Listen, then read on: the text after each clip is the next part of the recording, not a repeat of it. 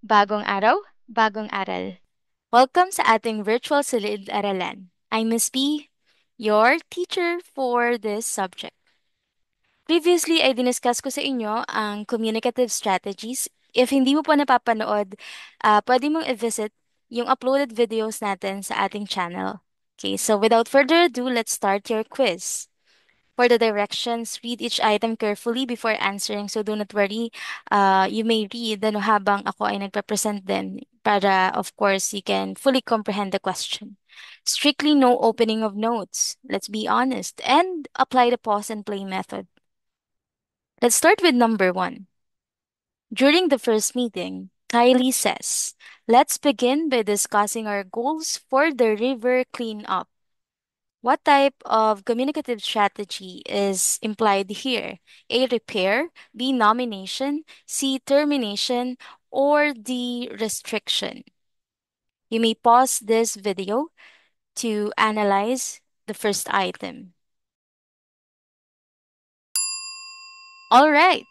The correct answer is nomination. Why? Kasi nag-start ng conversation. Kung babalikan natin yung example, yan. Sino yung nag-start ng conversation? Yes, we have Kylie herself. So, ano ang paksa nila? River cleanup. So, yung mga layunin nila kung bakit nila yaon gagawin. Okay? Good job. Let's move forward with item number two. Joven adds, sorry, I meant we'll meet at 7 a.m., not 8. What communicative strategy is used here? Is it repair, turn taking, topic shifting, or termination? You may pause this video to analyze. And there you go. The correct answer is yes, repair. Why is it repair? 'Di ba? Nagkaroon ng self-correction yung speaker. And sino siya?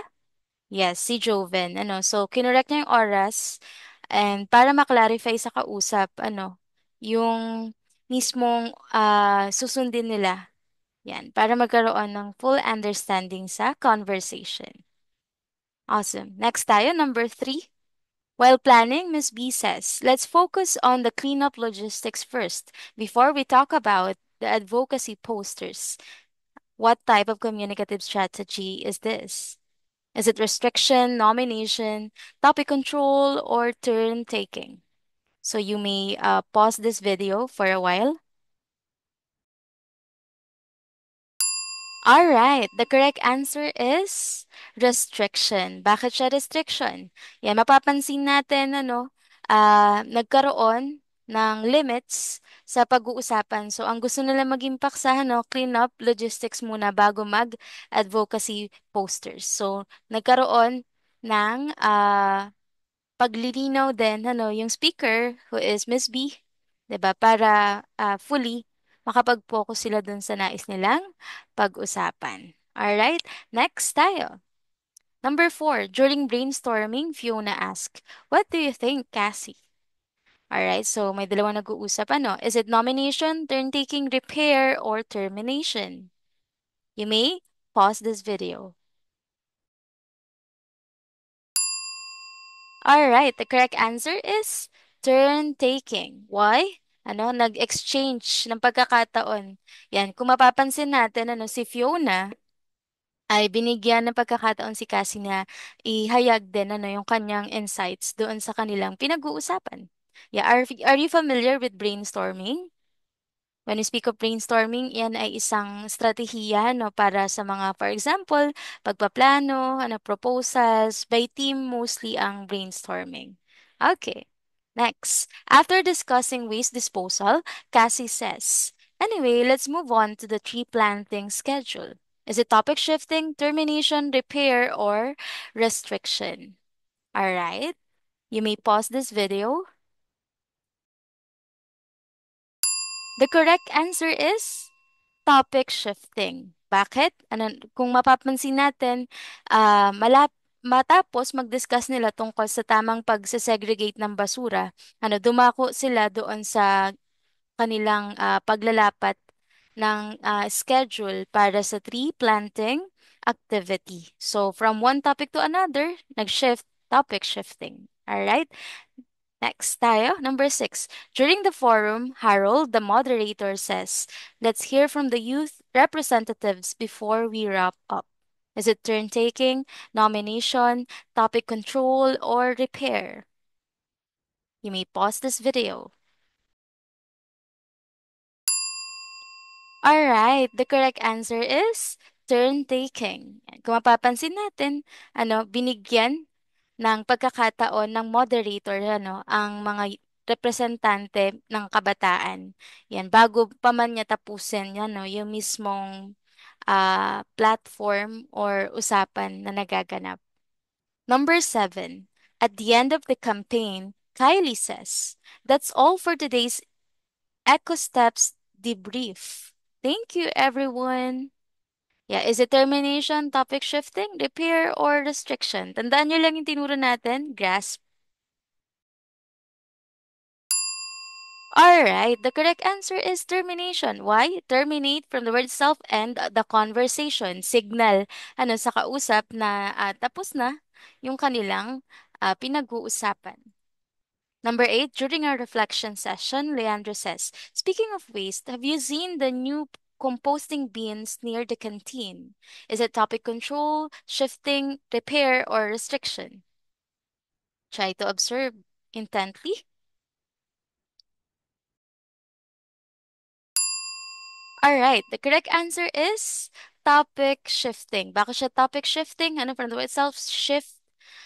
So nagkakaroon ng reflection session during that time and nais mag-focus ni Leandro doon sa usapin ng mga bagong composting bins or lalagyan ng basura na matatagpuan malapit sa kantina ng paaralan. Alright?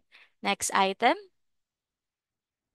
While reviewing the campaign, Miss B says, let's stay on the topic of student participation rates.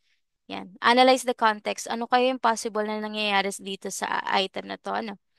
Topic control, nomination, repair, or termination? Try to analyze. Mhm.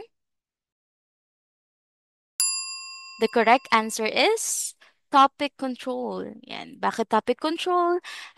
Gusto niya mag-focus, stay on the track, di ba? It's letter S. Alright, number 10. Before ending the meeting, Fiona asked, any final thoughts before we close? Is it termination, turn taking, repair, or restriction? You can pause this video. All right, the correct answer is termination. Why? Yan. Kapag nagkaroon na ng signal for the speaker to say something na mag-end ng conversation, of course, pasok pa rin siya sa termination or putting a halt, 'di ba? Pagtatapos. All right, next item. At the start of the poster making session, Antonio says, let's begin with the slogans for climate action.